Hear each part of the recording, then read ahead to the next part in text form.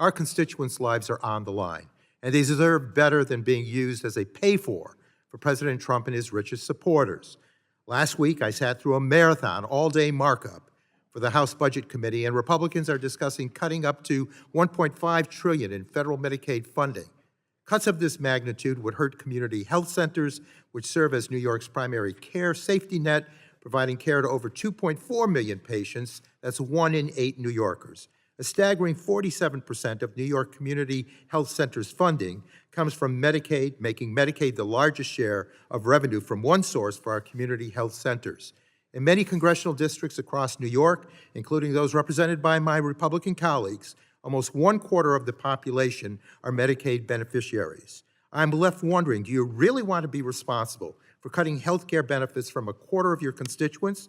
Do you want to be responsible for taking funding away from community health centers that are a lifeline to our region? Earlier I said we are been placed with a challenge by our districts, by the people across this country. We've seen it at town halls. They want answers. They want solutions. Where is the solution? Where does it rest? It lies right in this room, because we have the largest chunk of cuts that are assigned this table, and we know they're going to come from Medicaid.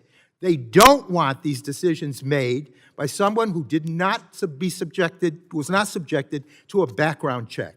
They do not want it made by someone who was not approved and confirmed by the United States Senate.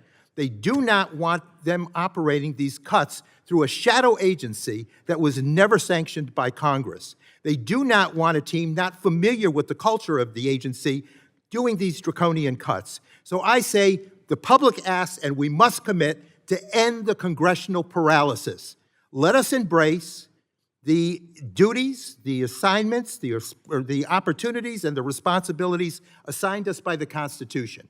The power of the purse rests with the House of Representatives. Let's put that back into action. Let's not be silent about this effort. Let's take over the process as we are assigned to do, and let's go forward and do this in a smart, compassionate, professional outcome, not leaving it to hacks who are not aware of all of the issues. We hear about the stories from our constituents. We have the pulse of the people. We know what the struggle is. We are assigned this responsibility. Let's exercise that responsibility and have the best outcome. With that, I yield back.